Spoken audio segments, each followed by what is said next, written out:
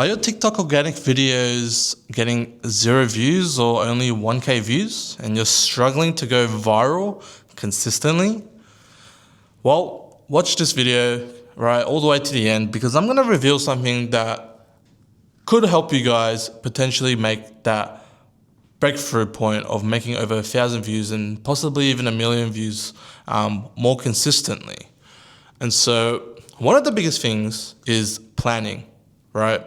Most people out there, especially in the beginner stage, you're not planning properly. Instead, you're just finding videos that you want to copy and you just look at that video and you just do it. But instead, what you should be doing is actually properly planning.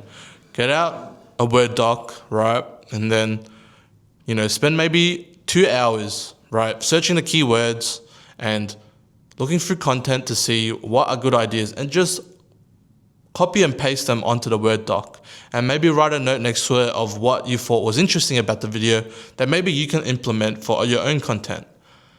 And then you make a long list, okay? And then you go back onto it and then you go through and you look at what's good and then you kind of plan out each video like that. That's how I've been doing it for literally, 7-8 months now, and it's worked great. Planning is very important because, for example, I bulk film. And bulk filming, if you don't plan individually what videos you're making, bulk filming is going to be so difficult. You'll be spending hours on one video concept because you didn't plan. Or you'll bulk film, and then you won't film enough because you didn't plan. These are one of the biggest mistakes that beginners make. And yeah, I made these mistakes as well. I didn't plan, and maybe because I didn't know how to.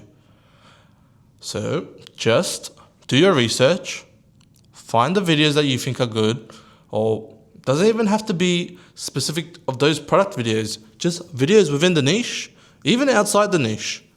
Just ways and concepts you can film and see how you can bring it onto your own product.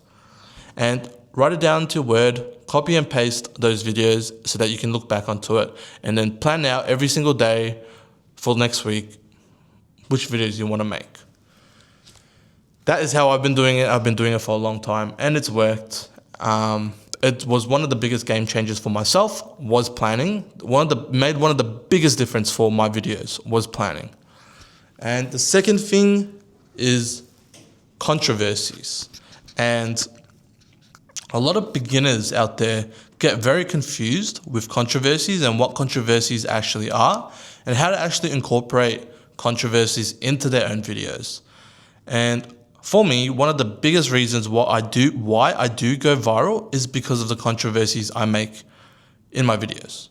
And controversies, to understand what a good controversy is, how I've kind of explained it all the time is that think of it as a Easter egg within the niche, right? So basically, only something that someone within the niche will know. And an example I always give is when I did this product, it was called the pen fishing rod. One of the biggest controversies I did was that I would get the customers to kind of, not customers, but the audience to kind of name what fish will break this rod. And they'll say a snapper. A snapper will break that rod for sure. And what I'll do is I'll go catch a fish with that rod, right? Say I'll go catch a trout, and then I'll film the video, and then I'll say, all right, let's go catch a snapper. I go out, but I catch a trout instead. And then in the video, obviously, the controversy is that I caught a trout instead of the snapper. And so people in the comments will comment, wait, that's not a snapper, that's a trout. And that will get everyone to comment. The goal is to get the audience who is in that niche to actually care so much that they'll comment. Because people in the fishing niche will get triggered immediately when you call another fish something else, like that species. They'll get so triggered that they have to comment, no, that you're wrong, that's not a trout, that's not a snapper, whatever, and then yeah. So that was how I added controversy to that one product. And so you want to think about controversies and things within that niche that trigger them, and to basically use that trigger onto them in your videos. A really good controversy that I've seen as an example from my mentors was, I think there was this one product where they were filming like a fork, like a product that's a fork. And what they did was they basically got a bowl and they had a cereal box. And in the cereal box, when they poured into the bowl, you'd expect it to be cereal, right? But instead it was milk coming out of it. That's one controversy. Second controversy, he had a milk carton and he poured cereal out of that milk carton. Another controversy, it just trips you out, like what the hell is going on? And the next controversy was that he used the fork to eat the cereal. That is like the last controversy in that video. And so obviously people watching that will get super confused and super annoyed, like, why are you eating cereal or with a fork? It doesn't make any sense, but it gets people commenting.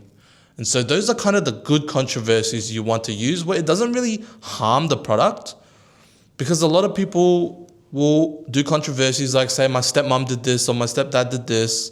And the problem with that is that those controversies are too broad and they just don't make sense. And if they do go viral for those controversies, your videos won't convert because you're sending those videos to the wrong crowd. It's too general. Everyone thinks it's funny.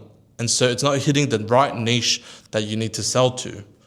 So yeah, that is one of the biggest things with controversy. And I will say one of the biggest things, most important things for you to go viral is to add these controversies into your own videos. And every niche is different. You need to find your own kind of controversies. But yeah, I'll end that here. Hopefully you guys learned something, and I'll see you guys in the next video.